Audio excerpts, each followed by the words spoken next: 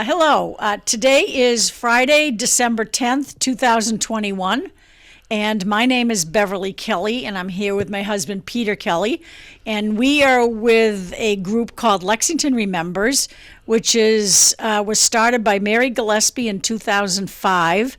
And we do interviews with people around town, people like our guest today, who I will introduce to you in a minute, who have lived here for a long time, or people who have just contributed a lot to the town of Lexington and have a lot of memories about this town. We've done over 50 of these recordings, and this is our first one that's audio only. All the other ones have been audio and visual. And Lex Media is a helping hand with us with all of these, so we thank them very much. So today we are very pleased and proud to be with Stephen Cupp. Stephen will get into this, but he is a lifelong resident of Lexington, and he is 100 years old. So, Peter, do you want to start things? We're both very proud to be able to be here, and very pleased that you were willing to greet us in your home here at Wyman Road in Lexington, where you've lived since 1954, and that you were born in your home in Lexington in 1921. What was the date of your birth? March 21st. March 21st. Okay, so you've seen a lot. And where were you born? Where were you actually born, Stephen? Cottage Street.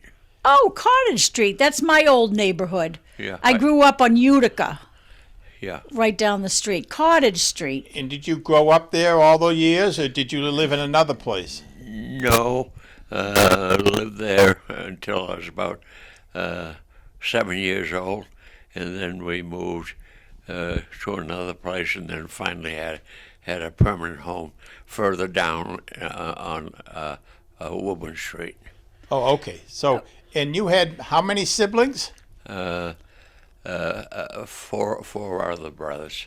All boys? All boys. 5 boys. Yeah. Okay, I certainly want to get into that. But going back to your birth, you were actually born in the house on Cottage Street. And who was it did a doctor, attend the birth? Dr. Barnes. Dr. Barnes. Who lived right down the street in what is now called the Hosmer House. It was the school administration building for many years in the probably 50s, 60s, 70s, 80s. And he probably just walked over and helped with the birth. Not too far from Cottage Street he lived. Yeah, that's right. Right. So what number, were you the firstborn or? No, I was in the middle. In the middle. So what were your brothers' names? My oldest brother name was John. John. And then Andrew. Mm-hmm. And me. And then my brother Wallace. And Paul. And Paul.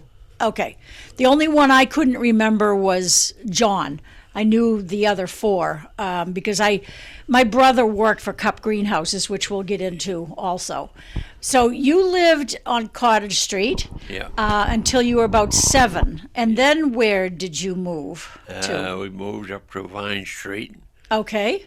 I forget about 5 or 6 years. And then my mother bought the home down on Woburn Street. Okay. Okay, well, when you were on Vine Street, you must have known the Quinlans? Oh, yes, 2 doors away, around. Okay. John Quinlan. And who was John in the town? Wasn't John the fire chief? That would be his son, I think. No. Jack. He wasn't that Quinlan, no. He was nothing to do with the fire department. Was his son? No. Jack? No. Oh, okay. I'm wrong then. I thought it. Not that I knew of. Okay. Okay. Was there other Quinlan families in your neighborhood? Only one. Just the one. Okay. Okay. Anybody else that you remember on Vine Street? Because the Quinlans were pretty well known. But you were only 7. McDevitt. Oh, McDevitt. Okay. They were next door, yeah. Okay. And then you moved down to, how far down Woburn Street? 186 Wood Street. Which is It was a house on the hill next to Madunno's. Oh, okay. on the On the left going down. From on the center. left. Yeah. Right. Okay. Okay, so it was just a little bit beyond the Cupp greenhouses then. That's right. But it was on the other side of the street. The other side of the street, right. Right. Now, were the Cupp greenhouses built by the Cupps, your brothers? Or were the greenhouse, you helped build them? Yes. Okay, so there was no greenhouses there. You guys No. started that business. No. We tore a greenhouse down in Newton. And moved it over? And brought all the glass and Oh. and the rest of the structure Right. in to Lexington. Yeah, What year was that?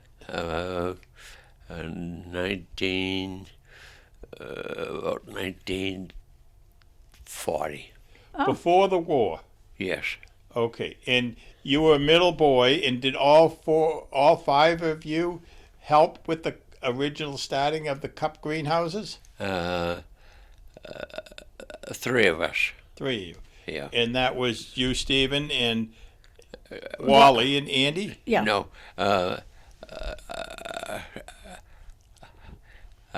Paul, myself, and Andy.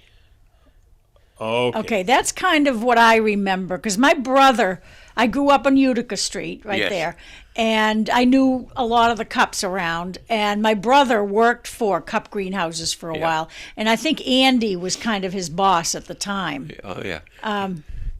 Go ahead. He bought the land from the town. There was a Ryder family that owned pretty much probably 60% of Lexington. He owned all over town, and then his income dwindled and wasn't paying taxes. So my brother went up to town hall and just paid for the taxes, and he got all the land. Oh, interesting. So, how many acres? Do you know how many acres Cupp Greenhouses is comprised of? Roughly Somewhere between 5 and 6. 5 and 6 acres. That's all. Yeah. Oh, it looks so much bigger than that. Well, maybe my estimate is wrong. Well, and what did you grow there? Flowers, Do you remember what kind of flowers? snapdragons. That's exactly what I thought. My brother used to grow snapdragons there. With Now, are there, nieces or nephews that still, Cupps, that still run the greenhouses there? Yes. And are those, Jerry Cupp. he must be a nephew or Andrew's son, Andrew's son is Yeah. Jerry. and he has control of the flower market in Revere.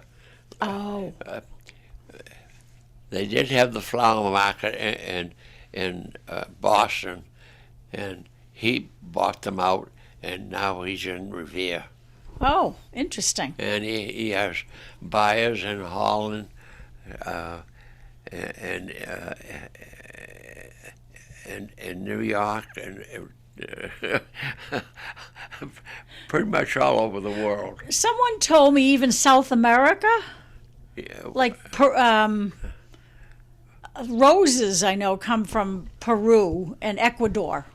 yes. But he doesn't deal in roses. Does he still only deal in snapdragons? Oh, I don't know what he deals in everything. Oh, now. okay. Everything. Okay. so do they grow a variety of things in Lexington that you know of, or is it still snapdragons? No, I just asked. I don't know. I don't get involved in that. Okay. All right. Well, let's move to things you do remember being involved with. How many years were you involved with the greenhouses when they started in 1940? Did you stay with that business long? No. You didn't like the business, huh? No, no. No, that wasn't my cup of tea. Okay, but you got out of high school in 1939. In 1940, the first greenhouse was put there. Not your cup of tea. So what did you do in your career? Well, when I graduated from high school, I got a job as an office boy for Shell Oil Company in Boston. And I was the office boy at 18 until I was drafted in the Army. How did you get into Boston? Did you take a train? We had good train service in Lexington. No, a bus. Oh, you took a bus? Yeah. Okay. So you continued, when you were the office boy after high school, you continued to live at home. Yes. And then I enrolled in Bentley School of Accounting and Finance. Oh. Were they in Waltham at the time? No, there was just a private school in Boylston Street, Boston. Oh, so it wasn't till later that it came out to Waltham. Yes. You went into Boston Yeah. to Bentley. Before it was just a school, and about 70% of all the CPAs in the Boston area graduated from Bentley College. It's still Bentley School of Accounting Okay. and Finance. okay. And then they moved to Waltham, and they became a college, and now they have a university status. Yes. Oh, it's a very accomplished school. It's a wonderful school. Yeah. Yeah. So you went to Bentley till you were Nice. drafted. Yeah, And that was in 1941 or 1942. 42. Okay, and you went off to service. Yes. What branch of the service were you in? Well,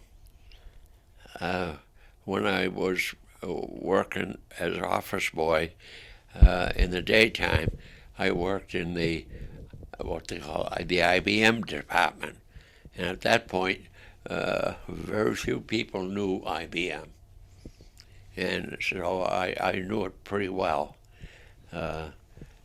So that brings us up to the time I was drafted. Okay. And then you went into the service. Yeah. Were you in the Army?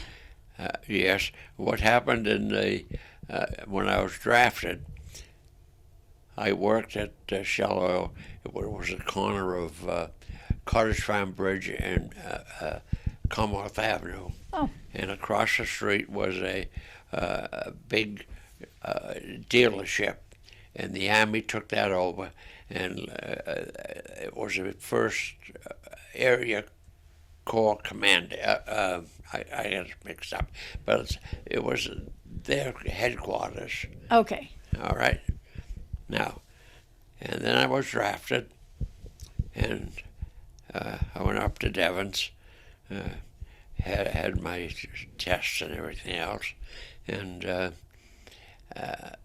fellow said to me, "Boy, are you lucky." And I turned around and I said, "I got drafted, didn't I?" Well, anyway, he said, "You know where you're going to go?" I said, "In the Army." He says, "Across the street from where you work, because they need IBM people there, Oh. because they were scarce as hen's teeth."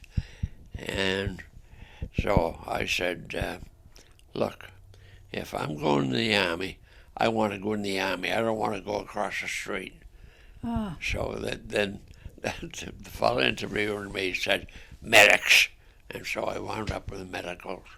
Oh, interesting. You had the skills that they wanted, but you didn't want to stay here. You No. wanted to go serve overseas. So where did you go then? Where did they send you? Kentucky, And then after Kentucky, where did you go? Alabama, and Hawaii. Hawaii. So you were in the Pacific Theater. Yeah, I was stationed in Hawaii 2 years, and I was in the convoy to invade Japan when they dropped the atomic bomb. Oh. So they never invaded Japan, so you never saw real action? It was within a month or so. Uh-huh. I was already on a convoy. Oh, is that right? Yeah. And Japan had 8,000 kamikaze planes. Wow. And you know what a kamikaze Oh, plane yeah. was? Yeah. Well, They don't do 2 missions. They had 8,000 of them. Wow. So we wouldn't have this interview here. I'd be in the bottom of Tokyo Bay. Yeah. Wow. You were lucky then, weren't you? You call luck? We think you were lucky because you're still with us. Yeah. Well, yeah, no, you Wow. were lucky. You were so lucky you gave up some of your luck, but still had luck. You survived the service. I was lucky. Yeah. I was lucky. So you went in 42, and you didn't get out until after. I was in there 46 months, yeah. 46 months. Almost 4 years. You weren't in the Pacific the whole time. Yeah, Whole time. yeah. Oh, you were. Okay. Yeah, I mean, we were I was in Japan as an occupation troop. Oh, okay. So you came back. You went in 42, so you came back sometime in 46. Yeah. Okay. And when you got back to Lexington, did you go back to work for Shell? Yes. How long did you stay with that company? Well, when I got back to Shell, I was no longer the office boy. I got a job in the accounting department And you were still going to school at Bentley? at nights. Oh, I see. Okay, you didn't have your degree yet. You'd done some courses, but you didn't have your degree yet. Well, they didn't give degrees Oh, because they weren't a college. college or Right. university Okay. or whatever. Okay. So Stepping back for a minute, though, where were you during Pearl Harbor? He was home. I mean, what do you remember about Pearl Harbor? I wasn't out in Hawaii. No, I realize that. But so you were here, and do you remember thinking, "Wow, I'm lucky I wasn't there," because you were in Hawaii? Yeah, I can remember the day. It was on a Sunday and everything else. Yeah. I mean, it was such a big event in America's history. I thought you might have some strong memories of where you were when you heard about it. Oh, I know where I was. Yeah. Exactly. But you were here in Lexington. Yeah. And then when I was in Hawaii, in the medics, I went on special duty to Triple General Hospital, and I assisted in about 45 operations. Oh, wow. Yeah. You didn't think that was tough? Yeah, I can well imagine. And these were operations from injured or wounded soldiers? Yeah. The patient was laying there, surgeon one side, I was on the other side. Well, you learned a lot, I bet, Oh, yeah. because you had no medical training before that. So No. I'm sure that maybe came in handy during the course of your life then, just having some medical knowledge. That's great. Little medical knowledge is not It's a dangerous a thing. dangerous thing. Yeah. But you never chose to pursue a career in medicine. You went back to counting numbers. Did you stay involved with IBM? No, I come back and work for Shell Oil Company for 23 years. Okay. Okay. And they moved to Oklahoma, so I said goodbye. So Okay. This was home. You wanted to stay here Yeah. in Lexington. So after those 23 years with Shell and they left you because they went to Oklahoma, what did you do then? then I got a job as associate controller of Brandeis University, Oh, is that right? Oh. Over in Waltham? Yeah. They were there, Yeah. right? and I was there 23 years. Oh, Really? Really? So that would have been, if you did Came back in 46. You did 23 with Shell. That takes you to 69. And then you went to Brandeis Yeah, and did 26 years there? 23. 23. Oh, I'm sorry. Yeah. Okay, 69, 79. Okay, so then after that you retired. And you raised a family here, a Drusilla, Yes, a daughter who we graduated high school with ourselves. yeah. Yep, 1967. And I knew Drusilla because my last name started with A and she was a C, and we were in the same homeroom once in a while. Yeah. Yeah. So, and I think we were in a couple of classes together too. So I want to, if you don't mind, moving back for a Go minute ahead. to you went to Monroe School, and that's where I went to school too. Any particular memories of Monroe? Just who? Any particular teachers that stood out, or principal? No, that's okay. It's only elementary school, so Mary Halloran. okay. Do you remember her? No, Mary McKinney was our principal. Well, Mary Halloran was a first female in the armed services. Oh, interesting. And she was a little peewee, and they interviewed her, and they said, "You're awful small." She said, "But I got a head as big as yours." And she was a teacher too She was a teacher. at right. at Monroe. Yes. Okay, and then you went on to Muzzy, which was middle school, or junior high they called it.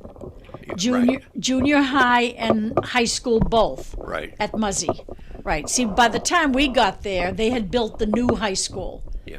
So I know, like, even Peter's mother and Charlie, and probably Charlotte too, you graduated from Muzzy.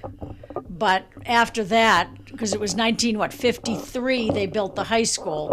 Everybody after that graduated from the new high school.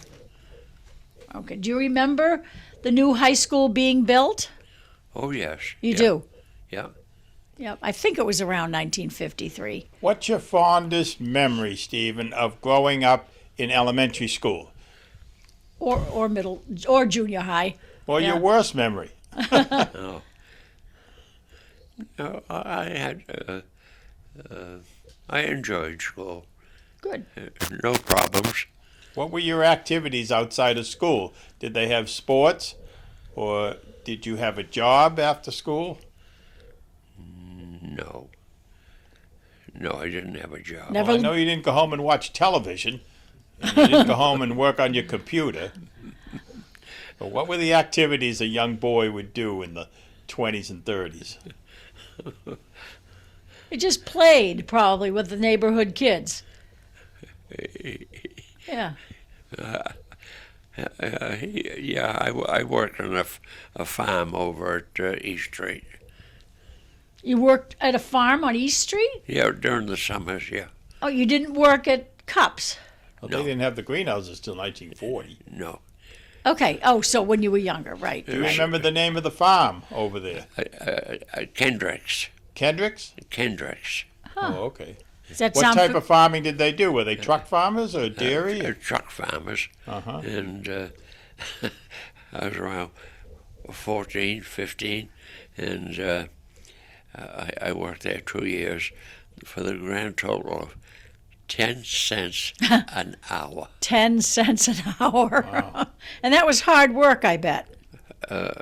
60 hours a week Wow. for $6. For $6.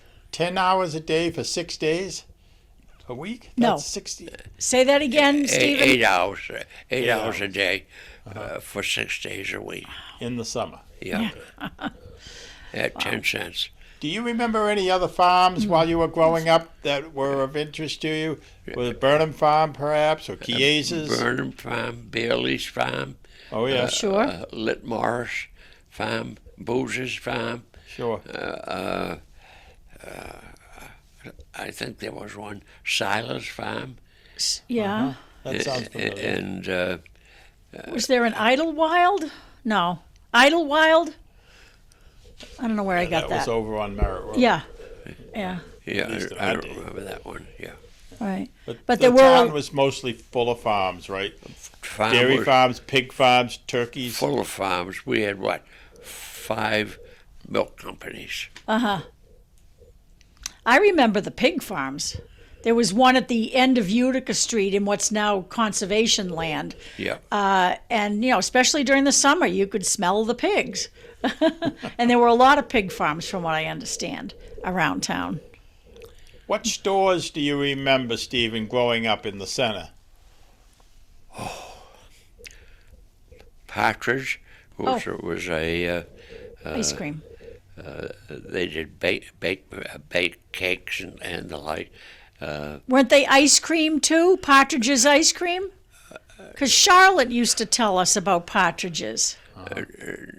They sold all baked products, and then Liggett's drugstore, Liggett's? First National, Oh, you do remember the First National. H.P. Hoods, and Friends, and Trainees Trainees, yep. store, and Lawrence Hardware. Lawrence Hardware. And, Michelson's. Michael's, they're still in business, and they're the oldest Yes. company in town. Continuous running company. Yeah. And Ross's. Yep. Right. One of the Rosses still lives here in Lexington, and we're thinking of interviewing him. Oh, is that The right? son of the owner, Yeah, well, they had or grandson, maybe. they sold radios. Ross Radio. Right, yeah. Yep. And then AMP was in town, and then economy stores. Now, the economy stores was the beginning of Stop and Shops. Oh, is that right? So that was a grocery too? Yeah, that was a corner of Muzzy Street and Mass Avenue. And then the paper store. Oh yeah, Smith's Paper Store. Peter worked for the paper store. Smith's Paper Store was. Right. Do you remember the name Tiviage? Tiviage. There were the pharmacists. Right, at the corner of Waltham Waltham and and Mass Ave. Mass Avenue. Right. And then there was another pharmacy up near Ross's store. Yeah, by Lawrence Hardware, wasn't it? Close around. By Lawrence Hardware, that's Right. right on that side. And then there was Select Ice Cream Place, and then they had a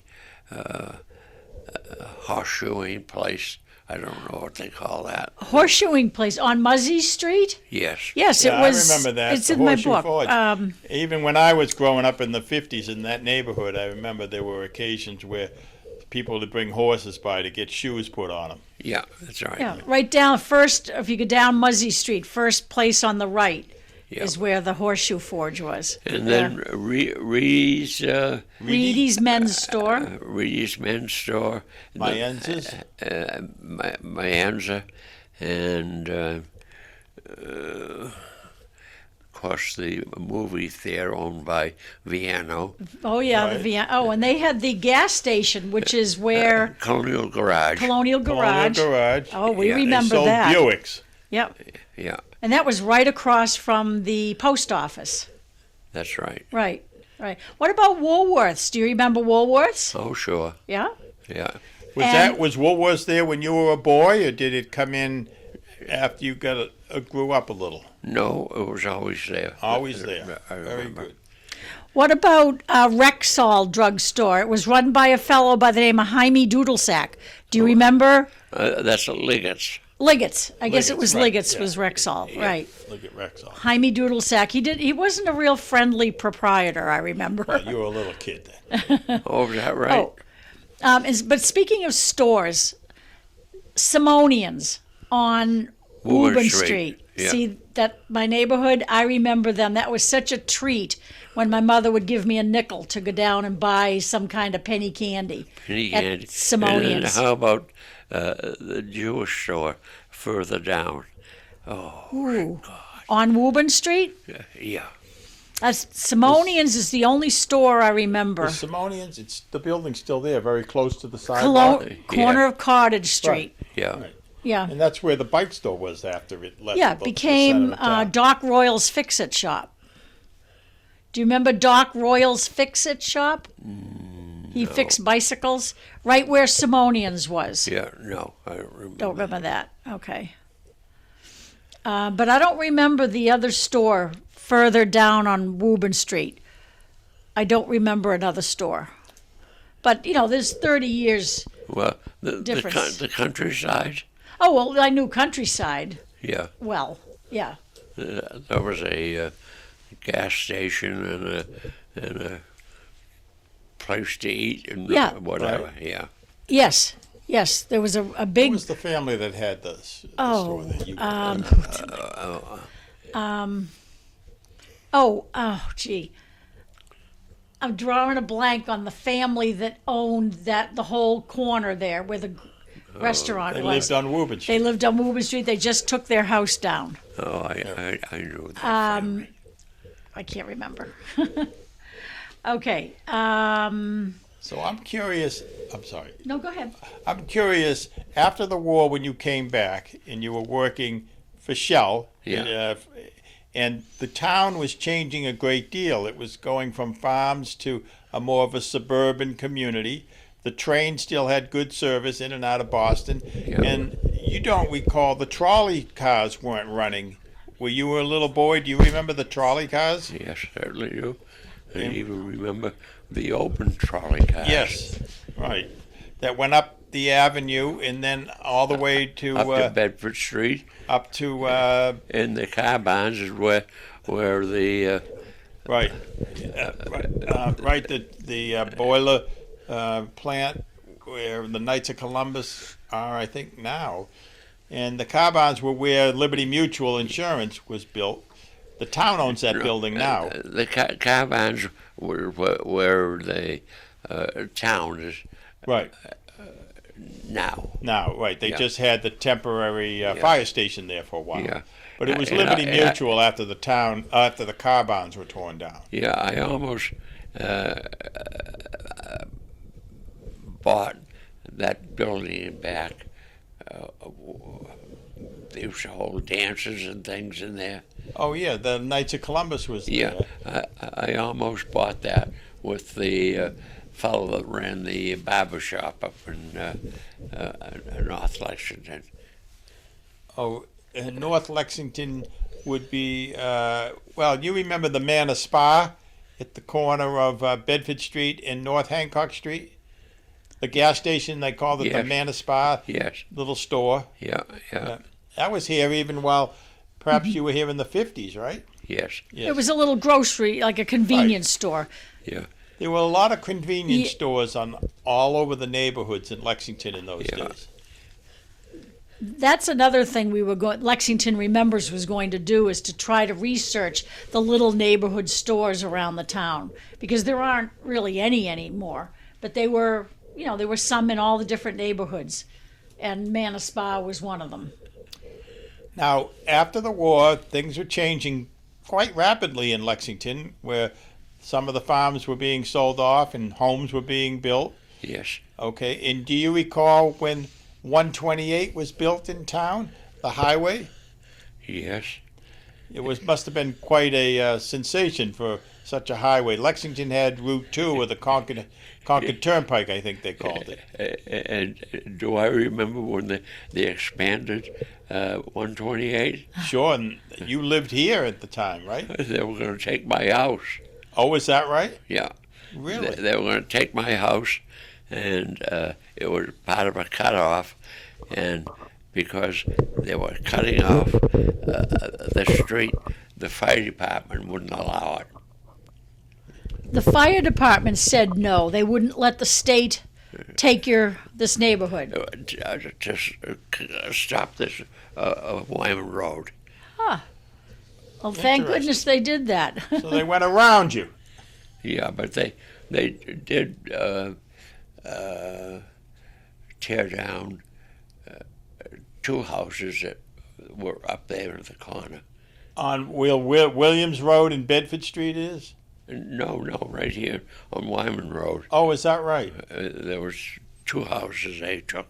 Were they in the way of They- 128? They moved them.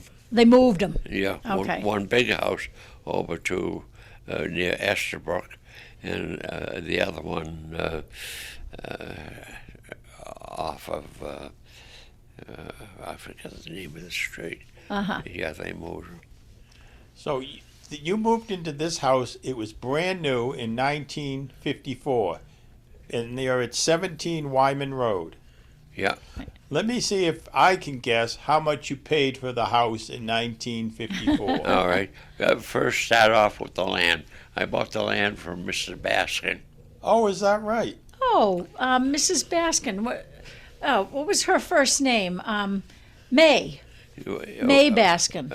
I don't know, but Mr. Baskin, they had a big sign up for lots for sale, and my wife and I went to his house and said we're interested in buying a lot, and he said, do you have some money with you? You want to put a down payment? I said, sure. Of course, back then, you're lucky to have $20 in your pocket. Right. So I took out $20. He said, well, let me give you a receipt. $20. He went in the kitchen. He went in the kitchen and grabbed a bag and tore it off, and he gave me a receipt and part of a bag. For $20. I love stories like this. Is a down payment for a house lot in Lexington. In 1950. What year? Sorry. Probably 53. Yeah. 53. 53. Okay. So let's guess now. This is a very nice piece of land on where your house is. Yeah, nice and flat. This is the best piece of land in the whole street. It was high. It's pretty. The other one is on the hill or drops off. Yep. So let me guess. Did you pay $3,000 or $5,000 for the piece of land? $3,200. Oh, not bad, Peter. Not bad. So who did you get to build your house? Followed by the name of Bob Wilds. Wilds. Yeah. Okay. I paid $13,000 for just the house, not the breezeways or the garage. I built that myself. So $13,000 plus $32,000 for the land. Yeah. Was a grand total of $16,200 for a 3-bedroom house here? Yes. Uh-huh. And when did you put the garage on? In 65. 65. Okay, well, that probably cost you all of about $4,000. Breezeway and garage, and then about 5 years later, I put the sunroom on. Oh, okay. All right. Oh, to connect the house to the garage. Yeah. So you have lived here let's see. No, well, he came in 54, so that is 46, 56, 66, 67 years. You want to want my hand? No, I got enough fingers. 67 years you've been in this house. Wow. It's been good to you, hasn't it? Yes. Yes. Yeah. Good. It's a good house. Good house. And you've seen the neighborhood change a lot, I imagine, over those years. Oh, yeah, a couple of houses were torn down there, and a couple torn down into the street. You know, could you ever imagine growing up and living here 100 years in town that you'd reach a point and see houses you watched being built get torn down to build another house? Yeah, behind me, yeah. Yeah. It's amazing, isn't it? Well, it's no secret. They claim I can get $1 million for this house now. Probably. What are you going to do with $1 million? You may as well just stay here. Oh, yeah. Going back a little, that was all very interesting. I love to hear stories like that. But going back to the other cups, I knew like a Marjorie Cupp. Now, do you know who Marjorie Cupp was? Was that one of your brother's wives? Yeah, Andrew Cupp. That was Andrew, Yeah. Andrew's wife. And what about Priscilla? Priscilla? No? Drusilla. No, your daughter was Drusilla. Okay. And I knew a Janice Cupp because she married Donnie Birch.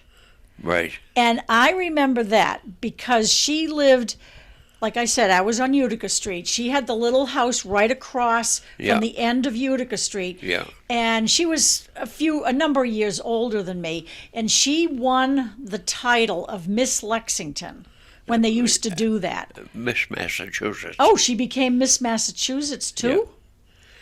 Yeah. I didn't know that. I just remember it was Miss Lexington. No. And to a little girl, that meant so much that I knew this beautiful young lady that was Miss Lexington.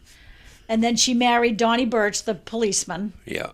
And they're still over in Bedford, is that right? Do you, Birch died about oh, 10 years, Oh. at least 10 years ago. okay, I didn't know that. Yeah. Is Janice still around? No, she moved someplace up Oh, in she moved. Haverhill or someplace up there. Ah, I lose track of them. You know, there's in-laws and there's outlaws. Right. you're right. And you could live nicely without either one of them. Right. But you also knew the Medunos. Now, We lived next door to them. right, to some of them, and there's so many on Woburn Street. Yeah. And they're still there. And they're still there because Marjorie Meduno, it's a white house with little blue shutters further down almost to Countryside. Right, on the right-hand On side. the right-hand side, that's right. She's a friend of mine. I haven't seen her in 10 years, but I was best friends with the girl that lived across the street from her, the Ambrose family. And we may interview Marjorie, too, Marjorie Meduno, because she's 100 also. Is that right? That's what I think I I found didn't out. know them were doing this. I just Oh. knew the boy.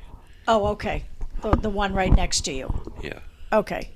Can you speak or tell us, Stephen, when you got back from World War II, came back to Lexington, and the celebrations, were there celebrations that you were a part of, or was there a special recognition on Patriots Day in April 19th when Lexington always celebrates Patriots Day? Zero, huh? Zero. No big deal. No big deal. Just spent a few years in the Pacific fighting the Japanese and then came home. Yeah. Okay, another thought that comes to my mind is the stock market crash, which goes way back to when you were a kid. But then Hoover became president, and then Roosevelt. And during Roosevelt's time, you were a young adult. Do you remember listening to like the fireside chats of Roosevelt Yes. on the radio? Yes. You remember listening to those? Oh, yes. Yeah. We were one of the first ones on the street that had a radio. Oh, So you invited neighbors in to listen to the radio?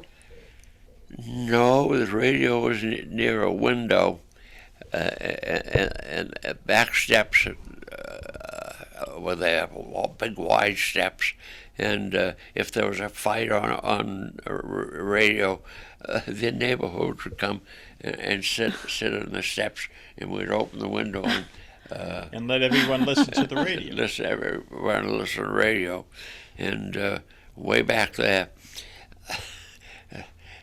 the radio was a certain place in the living room, and believe it or not, everybody sat in a circle and faced the radio. Even though there was nothing to see, they wanted to Nothing face to it. we faced the radio, and that's the most oddest thing that you could yeah. think of. Yeah, isn't that interesting? Yeah. How old were you when you had your first television That's what set? I was going to ask. Oh, Do you remember getting your first television? oh yeah. Yeah. It must have been in the 50s. I mean, that's when most of us got our first Well, TV. For a long time, people didn't have television, they would go to some place where they sold televisions and stand outside and watch it. Right. I've heard of Right, that. Right. Do you have any favorite television shows that you remember as a young man when television first came in? Something you'd want to like to watch every week?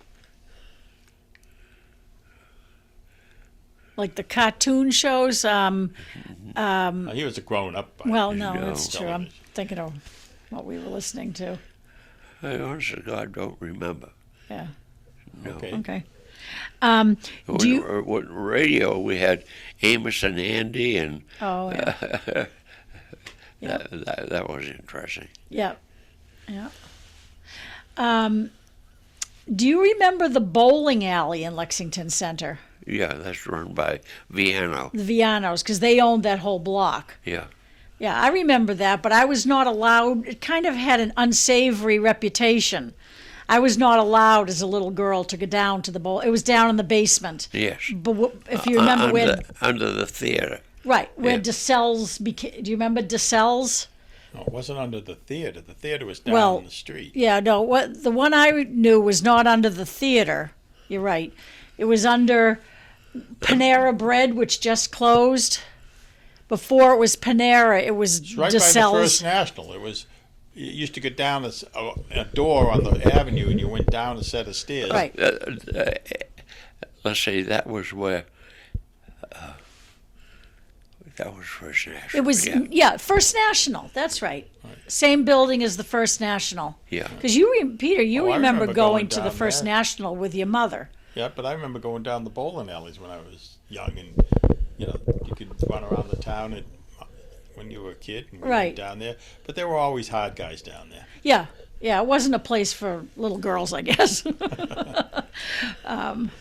But yeah, we kind of, you lived in the center of town, so you kind of had the run of the town. Well, I knew a lot.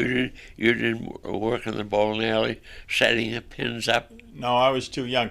The Hayden, I was born in '48, so the Hayden on Spring Street opened in '57, and they had a bowling. I think had 2 or 4 bowling alleys in there, and that's where we used to bowl as kids. Yeah. You didn't go to the bowling alley where the First National was? I went there, but not as a regular. And it was just hard guys, kids older than me. Yeah. I didn't mess with them. Right. Right. That was in the '50s.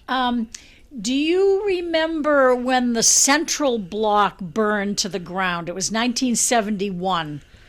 So, you were well into your family Yeah. life and Yes. working and everything. But do you remember that? That was pretty spectacular. Yeah. Right at the corner of Merriam Street that and was Depot like- Square.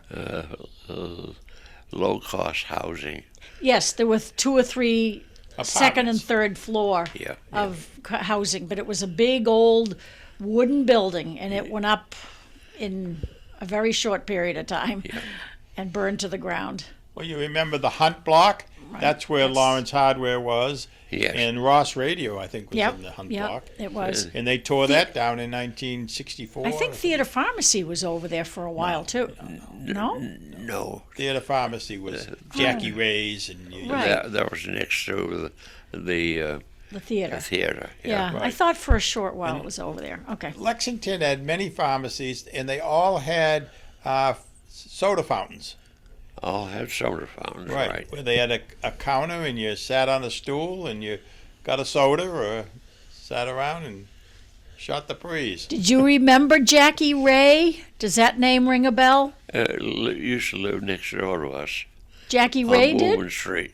Oh, I Oh. didn't know that. Yeah. Because Peter remembers him well when Peter was a little boy. Well, he lived on Woburn Street Oh, when we were living on Cottage Street.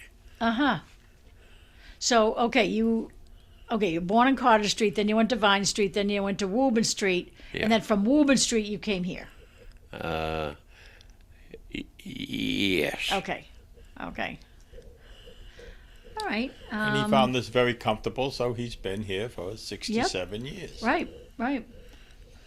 Well, is there anything else you would like to say to anybody who's listening to a man who's very articulate at 100 years old. Tell about his reminiscences of Lexington. Well, I've thought of a number of things, and so let me just... Please. Speak Okay. Go anything ahead. you want. Yeah. Okay, when we were younger, we had a curfew in town. They would blow the whistle twice, and you had to be you had to be home by 9 o'clock. Was this during the war or anything, or just No. When we were young kids, you had to be home Off the streets by 9 o'clock. Yeah. by 9 o'clock. Yeah. Okay. And that whistle, was that like the fire whistle that we'd hear around town? The fire whistle. Well, the fire whistle was used for when they would blow it for no school. Right. Right. Snow days. Then for fires, Right. and then that went to curfew, Okay. and they'd have all different number of whistles that would blow. You had to know what they meant. Yes, and Interesting. Did you Well- always get home in time? there was a policeman that was on a bicycle that made damn sure that you were home. So there was a policeman on a bicycle Yeah. that rode around and made sure you got home by 9 o'clock. His name was O'Neill. O'Neill. Yeah. Good Irish name. And what other things? That's very interesting. I had never heard that Yeah, before. yeah. What Okay. other things What of else? interest you'd like to Now, relay? the fire department was it was a call fire department. They had a minimum number of firemen up at the firehouse on Merriam Mary Street. Street. I Yep. remember. Yep. And we were kids when I was about 14 or 15. We would hang around the firehouse, and we would go to fires. We would hang on the back of the fire truck and go to fires Really? because they didn't have enough firemen. Oh, so you were able to help them out? You helped. We got paid 50 cents an hour. That to was help fight fires. help fire. wow. Well, I never being heard that in either. Lexington, you could burn open fires. You didn't have to have a permit, and everybody would burn leaves and everything else, and would have maybe during the summer 8 to 10 fires a day. Oh, gee. Is that right? So the fire department had to go out and put these fires out. That was a busy time. It's not common we get fires at all anymore. Yeah, and we'd hang on the back of the fire trucks. We're 14, 15 years old. That must have been fun. Yeah, well, they wouldn't allow it today. And if there was a fire, and with all the call firemen, if say the fire truck is going down Mass Avenue, the call fireman would stand in the middle of the street and wave the fire truck down. The fire truck would stop, pick up the call fireman, and go to the fire. Oh, really? I Do you thought- remember any particularly spectacular fires that you were part of? No, only brush fires, and the fire that lasted 6 or 8 hours was the peat bog fires down off of Maple Street. Oh, okay. They have a peat bog there, and That was the Great Meadow, wasn't it? yeah, the Great Meadows, and a fire in the peat would take millions of gallons to put the fire out. The fire would be half the size of this room underground, and it would pump millions of gallons in there before we could get the fire out. They're very hard to get the peat, Yeah, Yeah. under the peat ground. bugs. If there's a piece of peat, say it was on fire, and it happened to go out to the edge, it would start another fire. So, It was important to get it all out then. well, we used to like those fires because we got 50 cents an hour. Those took a lot of time and you made you a lot of money. Anything else that comes to mind, Stephen? You've got some wonderful memories.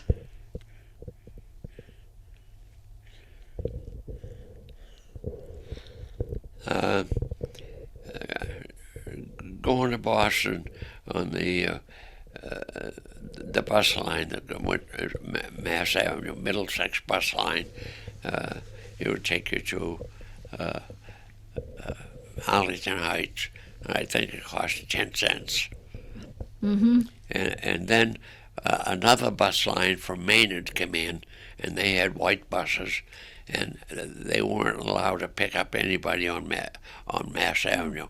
So they would go down Woburn Street, and that's when I was working for Shell Oil, and I lived on Woburn Street. And if I wasn't out there, the bus driver would stop, toot the horn, wait for me to come out of the house. They certainly would never do that today. No, I know. So it went up Woburn Street to what? Lowell Street? And Lowell then into Street, Arlington? and then Lowell Street all the way down to Arlington, and a couple of streets in Arlington, and then Arlington Center, and then they would go to Waverly. Oh, over to Waverly. Yeah. And then how did you get into Boston from Waverly, or did you go into Harvard Square? No, we got off at Arlington Center. Okay. And then take the streetcar. To Harvard Square to get the Red Line or the Underground. Yeah. Interesting. Well, these have been wonderful memories. I want to know what kind of mischief you got yourself into when you were a boy. What sort of things got you in trouble? Never got in trouble. Oh, None of us got in trouble. well, stay that way. You had a good 100 years and you stayed out of harm's way. Right. No, none of us got into trouble. Okay. Well, I think our parents made sure that we didn't get in trouble. right. Well, Good they were discipline. good parents, and you Right. were the Cupps Well- were good boys, all 5 of them. Well, we want to say thank you so very, very much, Stephen, for being willing to do this today. I don't know if you learned anything from me. Oh, a lot. And it was a pleasure to talk to you. We don't talk to many people who are 100 years old who were actually born in this town. So it was a real treat, and we Well, appreciate it very much. I was born in a house. I'm not afraid to admit it. We were poor. Mm-hmm. I mean, poor. We lived in a house that had no electricity. I lived in that house for 6 years. No electricity. No heat. Wow. No furnace or anything like that. And yeah, and no electricity. I got the lamp in the kitchen that we used. Really? An oil lamp. An oil lamp. Oil lamp. Yeah. Yeah. What did your father do when he worked? He worked over Jefferson Union. Oh, I know. Oh. I knew Jimmy Freeman very well. Yeah. The Freeman who owned Jefferson We- Union, but he probably didn't own it back in those days. We actually interviewed Jimmy Freeman for yeah. Lexington Remembers. Oh, is So that that's on tape. We've got that. right? Yeah. So, It was a but founder. I think we need to kind of wrap this up. So, thank you, Stephen, very, very much. Yes, it's been a real honor and a pleasure this afternoon getting your perspectives on 100 years. We'll see you in Right. another 100. Thank you very much, Stephen. Thank you. Okay.